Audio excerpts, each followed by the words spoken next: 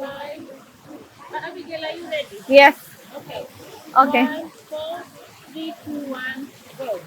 Hello again and welcome to the Hali Hewa podcast with your host Abigail Kima. This is day 2 at the Africa Climate Summit and I have the pleasure of hosting Dr. Sheila. Dr. Sheila, welcome. Thank you. Please Thank you very introduce much. yourself and tell us what you do. Yes, so my name is Sheila Operacha and I'm the director of the Energy International Network on Gender Sustainable Energy, and it's a pleasure to be on your podcast. Well, thank you. Thank you. Lovely to have you. So we were just having a conversation about gender and energy and what that looks like. So please share with our audience what the conversation on energy is, especially when it comes to women. Yeah, so maybe let me start with what gender is, at least from our perspective. Gender is really giving equal opportunities to everybody, but particularly equal opportunities to both men and women to benefit from different resources and different interventions that we have. So I think I just wanted to start up front with that. When you look at, when we think about energy, particularly in the climate context, a lot of what we hear is, of course, the consumption and production of energy is one of the main causes of climate change because it produces CO2 and carbon. So what we want to do is we want to transition to much cleaner energy, what we're calling renewable energy.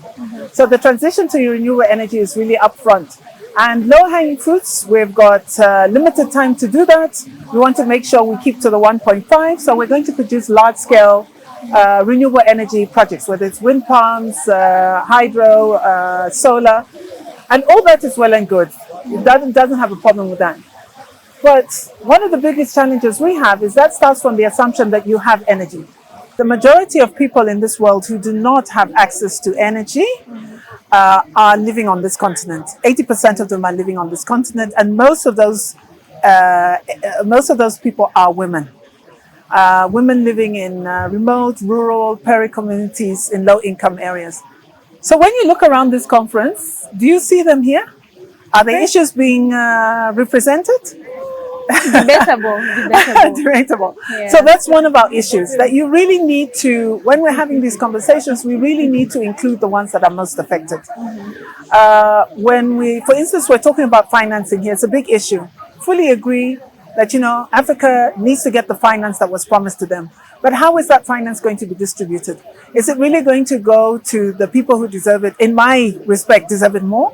Or is it going to go to, which is also important, because I'm not saying economic growth for Africa is not important, but it needs to level the playing field. We can't have the billions and the trillions going to economic growth, and it doesn't trickle down to local poor communities, in particular women.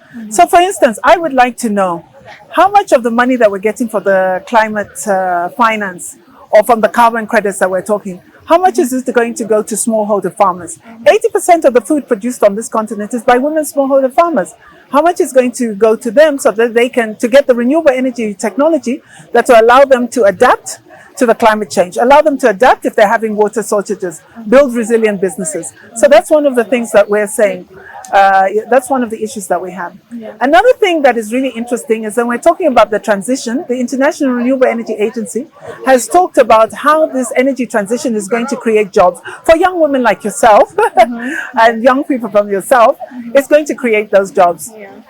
Currently, the best scenario is in the renewable energy sector is 1/3 of jobs held in the renewable energy sector by women, which is very minimal. And most of them are administrative. So your secretaries, etc.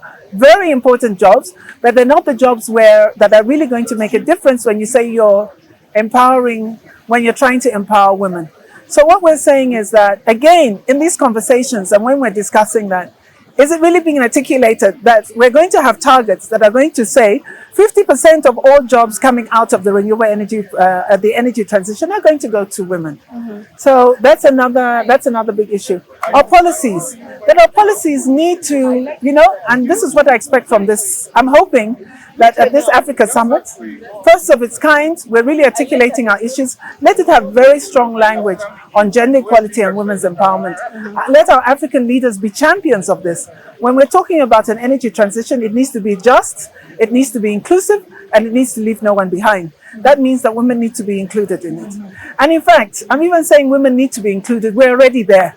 So we just want to occupy the space that is ours. Absolutely. And I feel like you've answered most of the questions I wanted to ask you. But I'd ask, what is your ideal situation? Because you've talked about the issue of inclusion and gender mainstreaming, of course, in this conversation. Then you asked me, are you seeing the women? Are they included? And I said, debatable. So, in what would be your ideal situation, of course, in this particular summit, and even as we head to COP28, what would you want to see done differently in terms of having women in these conversations? Because, like you said, they're the custodians of most of these issues that you're talking about. So, I would like, first of all, I would like to see women's agenda being up in front. So, them having a seat at the decision-making table. So that's the first thing. And then recognizing that women are not the same. Grassroots women, I'd really like to see grassroots women being here, holding a conversation, then being involved in what is it you would like and being involved in the negotiations. That's one. Secondly, I'd very much like to see within the outcome document that when we talk about what is it that Africa wants from it, we want climate change to result in financing for us, to adapt, to mitigate and to be resilient, that some of that financing has got a target, a gender target. So much percent of it, 50% or 60%, is going to go to our gender equality and women empowerment issues for our climate actions. That's another thing. I'd like to see that when we are creating jobs that are going to come out of any transition, that those jobs are also being targeted and going to women. I'd like to see our policies and our programs having very firm and clear statements about our gender equality and women's empowerment objectives. And as we wrap up, what is your thoughts on the fact that Africa is finally coming together without external influence?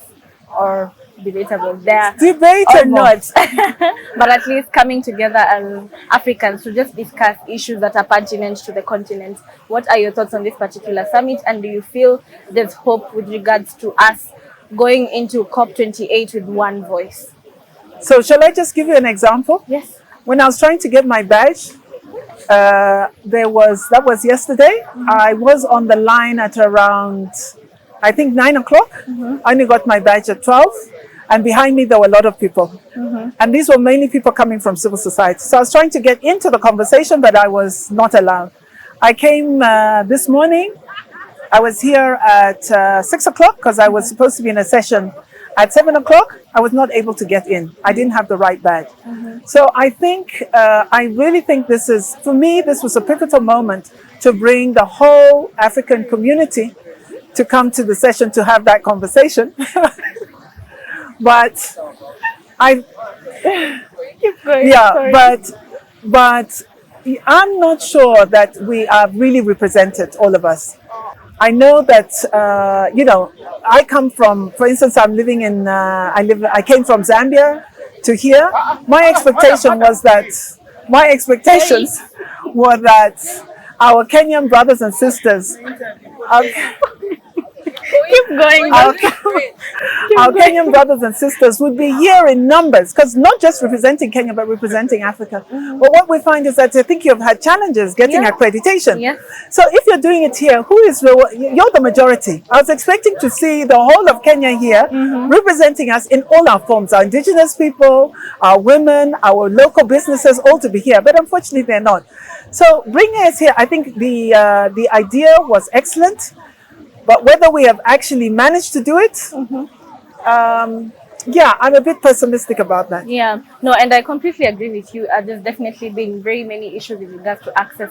Most of the people, there's actually someone who called me yesterday complaining that they've traveled from a different part of the country coming to this summit, and they're trying to see if I can help, but I really couldn't. And I feel like we have completely missed the point with regards to bringing everyone together. But we try.